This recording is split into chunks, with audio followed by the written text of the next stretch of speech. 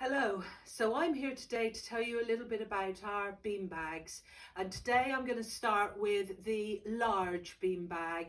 Our large beanbag is our most popular size, I would say. It's on the website, it says it measures 70 centimetres by 95 centimetres in width. So 70 in height, 95 in width. And I want to demonstrate to you how we've come by those measurements. So here I have my own plimsoll line. You can tell me age by my plimsoll line. And I'm well over 90, no, seriously. So 70 centimetres is what we're saying for height. And here you can see the beanbag, and it is essentially 70 centimetres when it arrives to you. So when it comes, it is full, basically to capacity with beans, because over a period of time the beans will settle and compact down and just generally move into the shape of the beanbag. So here you are. So this has just arrived, and you can see it's a pretty firm, full beanbag. And I'm a big girl, but you can see I can sit in it quite comfortably, quite nicely.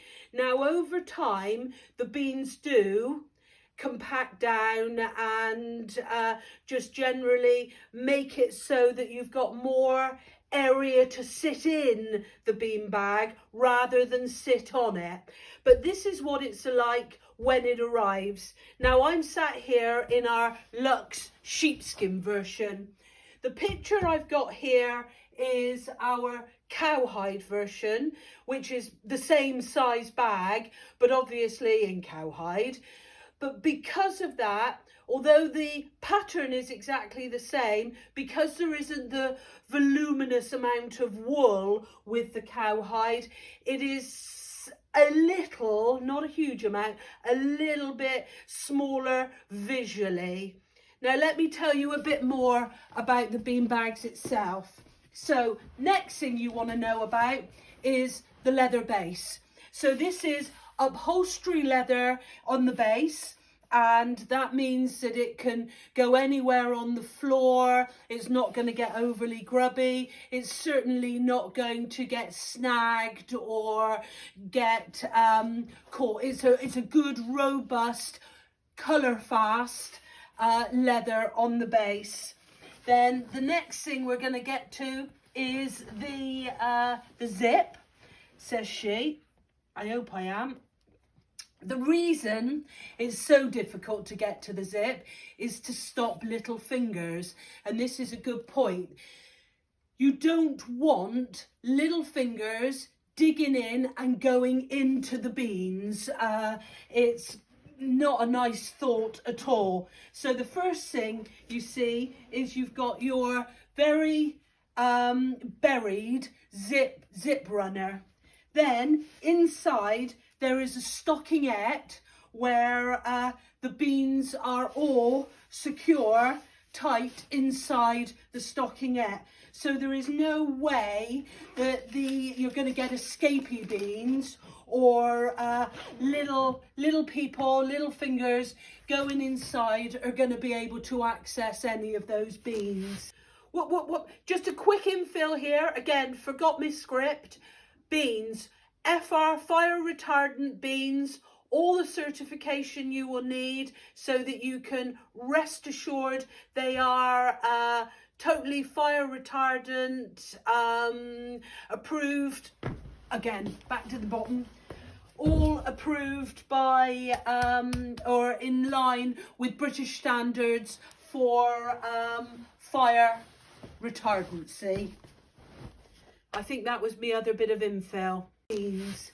Now the other dimension, excuse me, the other dimension that is relevant on the website is the 95 centimetre one. And 95 centimetre is essentially the width of the diameter across the bottom and going up the sides of the beanbag. So 95 centimeters is the kind of the girth of it. So I think that's it from a size and showing you how the base works. Beans, we can always supply you with top-ups refill beans. Now, the only other thing that we need to talk about are the different skin qualities that you can choose the beanbag in.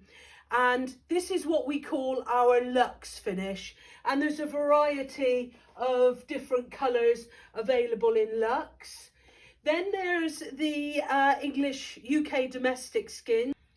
So this is actually a little bit of an infill video, because when I was going to talk to you about the English domestic skins, you couldn't see them. You just can't get the staff now. And this is the skin that I was going to talk about.